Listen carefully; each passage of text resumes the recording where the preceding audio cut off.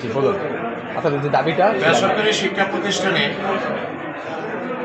প্রতিষ্ঠান প্রধান সহ প্রধান নিয়োগের যে এনটিএস এর মাধ্যমে যে পরীক্ষা হয়েছে তা বাতিল করে পূর্বাপর গভর্নিং বডি ম্যানেজিং কমিটির মাধ্যমে যেভাবে নিয়োগ দেওয়া হতো তার পক্ষে আমাদের দাবি।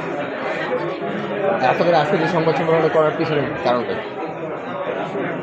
এনটিএসসি হঠাৎ করে যে প্রতিষ্ঠান প্রধান নিয়োগের সার্কুলার দিয়েছিল, এটি পূর্ব থেকে বিভিন্ন সময়ে এনটিএসসি চেষ্টা করেছে, কিন্তু বিগত আওয়ামী সরকার এটি দেয়নি।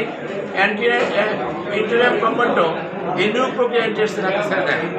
বর্তমান সরকার আসার পরেই এনটিএসসির কৌশলে শিক্ষামন্ত্রীকে বুঝিয়ে খুব অল্প সময়ের সার্কুলারের মধ্য দিয়ে এই যে নিয়োগের প্রক্রিয়া, যেটা আবেদনের সর্বশেষ ডেট ছিল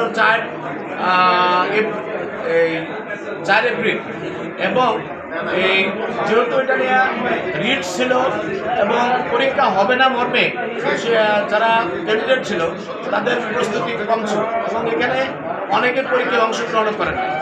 তো যারা করেছেন তাদের মধ্যে এই অল্প সময়ের প্রস্তুতি এবং এই তারা যে নিয়োগপ্রাপ্ত হবেন, যেখানে বেসরকারি শিক্ষা প্রতিষ্ঠানে ট্রান্সফারের প্রক্রিয়া দিন আছে, নানান রকম বিষয় নীতিমালা প্রক্রিয়া দিন আছে, সেই নীতিমালা এই প্রধান সহকারী প্রধানের ক্ষেত্রে কী হবে সেটার নীতিমালা প্রয়োগ না করে তড়িঘড়ি করে যে পরীক্ষা নেওয়া, এবং যেখানে 16 তারিখ হাইকোর্ট বেঞ্চ স্থগিত করলেন, 17 তারিখ আবার পরীক্ষা নেওয়ার ওনারা সম্মতি নিলেন, 18 তারিখ পরীক্ষা।